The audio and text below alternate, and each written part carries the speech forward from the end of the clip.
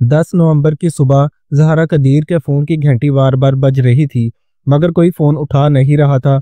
आज से कबल ऐसा बहुत कम हुआ था कि जहरा के फ़ोन पर इतनी बार कॉल्स करने के बावजूद कोई जवाब ना आया हो। जहरा को सऊदी अरब से वापस आने के बाद वालिद के घर से अपने ससुराल गए अभी 3 दिन ही हुए थे। जहरा के वालिद शबीर अहमद इसी सोच में थे कि इन्हें जहरा के शौहर का सऊदी अरब से फ़ोन आया और उन्होंने भी यही बात दोहराई कि जहरा से रब्ता नहीं हो रहा। ज़हरा का यह मामूल था कि वो रोज़ाना दिन में 2-3 बार अपने वालिद और शौहर को फ़ोन करके इनकी खैरियत दरियाफ्त करती थी। वो सऊदी अरब में मुकीम अपने शौहर को भी दिन में मुतअद्दिद मरतबा कॉल्स करके अपने 2.5 साल बेटे और अपनी खैरियत से मुतल्लिक आगाह करती थी। ऐसे में जब ज़हरा 9 माह की हामला थी तो इनके शौहर और वालिद की जानिब से इनके फ़ोन ना उठाने पर परेशान होना फितरी था।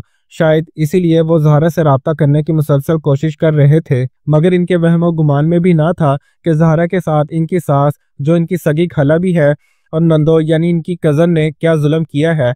पाकिस्तान के सूबा पंजाब के ज़िला सियालकोट के इलाके डस्का में जब ज़हरा कदीर पर किए गए जुल्म का राज अफशा हुआ तो पूरा इलाका इस हौलनाक वारदात से सकते में आ गया। पुलिस ने इब्तदाई तफ्तीश में दावा किया है कि ज़हरा कदीर को मुबैना तौर पर इनकी सास और नंदों ने रिश्तेदारों की मदद से कत्ल करने के बाद इनकी लाश के टुकड़े किए और बोरियों में बंद करके करीबी नाले में बहा दिया। ज़हरा कदीर को जब कत्ल किया गया तो वो न सिर्फ एक बच्चे की माँ थी बल्कि 9 माह की हामला भी थी। ज़हरा कदीर के वालिद शबीर अहमद को जब ज़हरा की खैरियत से मुतल्लिक तशवीश हुई तो वो फौरन इसके ससुराल गए ताकि अपनी बेटी की खैरियत के बारे में जान सके, मगर वहां पहुंचने पर इन्हें ज़हरा की सास ने बताया कि वो घर पर नहीं है।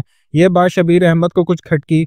शबीर अहमद खुद भी पंजाब पुलिस में बतौर असिस्टेंट सब इंस्पेक्टर खिदमत अंजाम दे रहे हैं। उन्होंने बताया कि मैं ज़हरा को कॉल करता रहा मगर जवाब नहीं मिल रहा था, जिसके बाद मैं खुद डस्का चला गया। शबीर अहमद कहते हैं, जब मैं ज़हरा के ससुराली घर में दाखिल हुआ तो वहां पर इनकी साली यानी ज़हरा की सास और ज़हरा की नंद मौजूद थी। मैंने घर के मरकजी दरवाजे से दाखिल होते ही ज़हरा की आवाज़ें लगानी शुरू कर दी, जिस पर ज़हरा की नंद ने मुझे कहा कि ज़हरा नहीं है।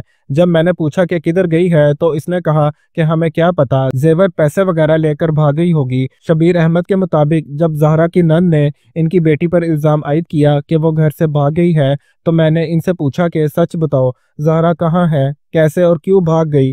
शबीर अहमद कहते हैं कि वहीं मुझे मेरी छठी हिस्स ने कहा कि कुछ बहुत बुरा हो चुका है। शबीर अहमद ने बताया कि वो ना सिर्फ ज़हरा के कमरे में गए बल्कि घर के दीगर कमरों में भी इसे तलाश किया।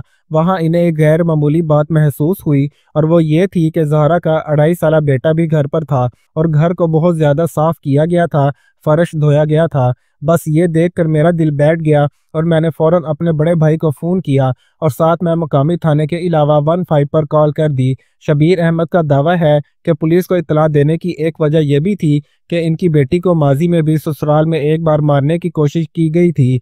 शबीर अहमद को जब अपनी बेटी ससुराल में ना मिली तो उन्होंने डस्का के मुकामी थाने में ज़हरा के ससुराल वालों के खिलाफ इसके अगवा का पर्चा दर्ज करवा दिया।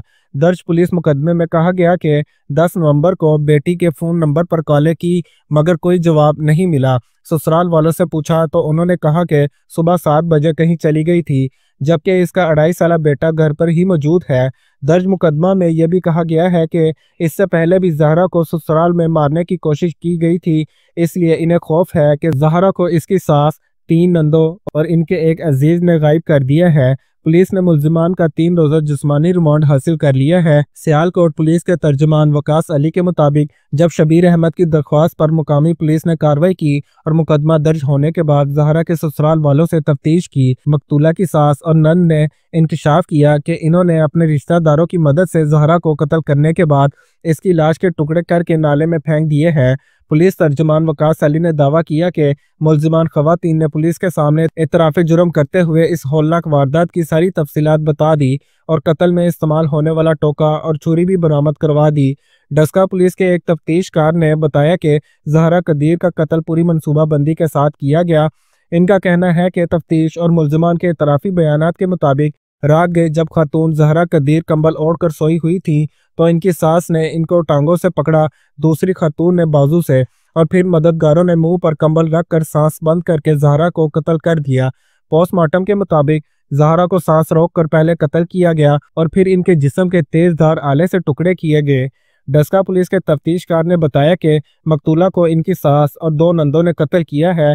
इस कत्ल में इनकी मामनत एक नंद के बेटे और दूसरी नंद के करीबी अजीज की थी, जिसको लाहौर से बुलाया गया था। तफ्तीशकार के मुताबिक जुर्म का सबूत छुपाने के लिए मुलजिमान ने टोके और छुरी की मदद से लाश के 5 टुकड़े किए और बोरियों और प्लास्टिक बैग्स में बंद करके नाले में दूर दूर फेंक दिए। पुलिस के मुताबिक लाश के टुकड़ों को फेंकते हुए ये भी ख्याल रखा गया था कि इन्हें दूर दूर फेंका जाए ताकि ये कत्ल एक मामा बना रहे। डस्का पुलिस का कहना है कि मुलजिमान ने जहरा के घर छोड़ के जाने की झूठी कहानी बनाने की कोशिश की थी। जब इस भयानक जुर्म का पर्दा चाक हुआ तो पुलिस, रेस्क्यू एहलकारों और इलाका मकीनों ने फौरन जहरा की लाश के टुकड़ों को तलाश करने का काम शुरू कर दिया। एहलकारों के मुताबिक सुबह से शाम इन्हें सिर्फ 2 बोरियों में बंद लाश के टुकड़े मिले, मगर प्लास्टिक बैग्स नहीं मिले। ताहम फिर रात के अंधेरे में भी तलाश जारी रखी गई और आखिरकार कामयाबी हुई।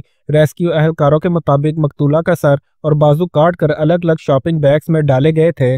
धड़ को भी 2 हिस्सों में काटा गया था और 2 बोरियों में बंद किया गया था। जहरा कदीर के वालिद शबीर अहमद अपनी बेटी के मुतल्लिक बात करते हुए बताते हैं कि इनकी बेटी की चंद साल कबल अपने खालाजाद कदीर के साथ शादी हुई थी, जो कि 6 बहनों का अकलौता भाई है और सऊदी अरब में काम करता है। इनका कहना था कि शादी के बाद कदीर जहरा को अपने साथ सऊदी अरब ले गया था। वो अक्सर औकात पाकिस्तान आती रहती थी और इनका एक 2.5 साल का बेटा भी है। जहरा तकरीबन 1 माह पहले ही सऊदी अरब से पाकिस्तान आई थी। उस दौरान वो मेरे पास रिहाइश पजीर थी और वाकया से 3 रोज कबल वो अपनी सास और नंदों के कहने पर इनके घर डस्का गई थी। शबीर अहमद कहते हैं कि इनकी अहलिया ने इनकी बेटी का रिश्ता अपनी जिंदगी में ही अपने भांजे से तय कर दिया था। शादी के बाद कदीर और जहरा एक दूसरे का बहुत ख्याल रखते थे। दोनों में बहुत मोहब्बत थी। वो खुद सऊदी अरब में था और अक्सर जहरा को भी सऊदी अरब बुला लेता था। पुलिस तफ्तीशकार ने इस बारे में बताया कि इब्तदाई तफ्तीश के मुताबिक कदीर की मां अक्सर ये इल्ज़ाम आयद करती थी कि मकतूला ने इसके बेटे पर जादू कर दिया है। इस बुनियाद पर अक्सर घर में लड़ाई झगड़े भी होते रहते थे। पुलिस का दावा है कि इब्तदाई तफ्तीश में मुलजिमा ने पुलिस को यह भी बताया है कि इनका बेटा अपनी बीवी का बहुत ख्याल रखता था, इसको पैसे वगैरह भी देता था, जो कि इनसे बर्दाश्त नहीं होता था। पुलिस के मुताबिक अब जब मकतूला दोबारा हामला थी तो मुलजिमा खातून का ख्याल था कि अब इनका बेटा मुकम्मल तौर पर बहू की गिरफ्त में आ जाएगा। जहरा की लाश तलाश के लिए रेस्क्यू ऑपरेशन में एक हिस्सा लेने वाले अहलकार ने बताया कि वो सोच भी नहीं सकते थे कि कोई इतना जुल्म भी कर सकता है। कत्ल करना अलग बात है, लेकिन कत्ल के बाद लाश के टुकड़े करना यह बहुत ही जालमाना अमल है। जहरा की तदफीन के लिए मैयत को गुस्ल देने वाली खातून कहती हैं कि जिस्म के इन 5 टुकड़ों को गुस्ल देना जिंदगी का भयानक तरीन तजर्बा है। वह सोच भी नहीं सकती थी कि कोई इंसान किसी इंसान के साथ ये सलूक भी कर सकता है। मकतूल जहरा के वालिद शबीर अहमद का कहना है कि इनकी अहलिया 5 साल कबल वफात पा गई थी, जिसके बाद इनके दुख सुख के साथी इनकी अकलौती बेटी थी। मुल्जिमान को मैं कभी माफ़ नहीं करूँगा, इनको अंजाम तक पहुँचाऊँगा, मगर बेटी की याद एक पल को चैन नहीं लेने देती।